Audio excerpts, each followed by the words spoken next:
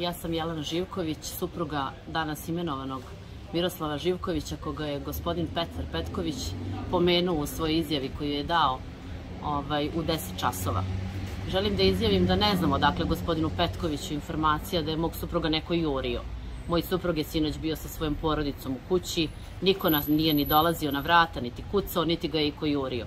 Odakle takva informacija gospodinu Petkoviću, želim da nam se obrati i da nam to kaže.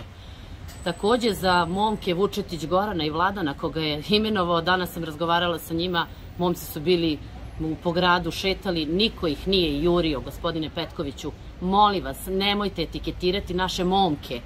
Ovo su naša braća, naša deca, roditelji, naši muževi i očevi. Zar trebamo da bežimo odavde zato što smo Srbi? Zato što smo prijatelji Miluna Milenkovića, izvrsnog sportiste ovog grada, koji je mnogo deca sklonio sa ulica.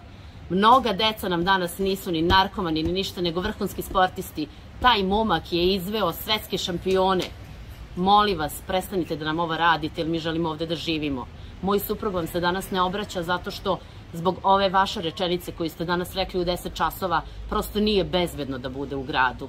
Ali vas molim, prestanite da nas dirate, jer mi smo samo Srbi koji žele ovde da žive.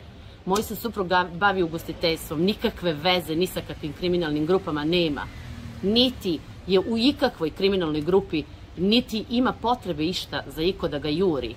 Mi smo normalni građani koji radimo da bismo ovde živeli i preživeli i odškovali našu decu. Ostavite nas na miru.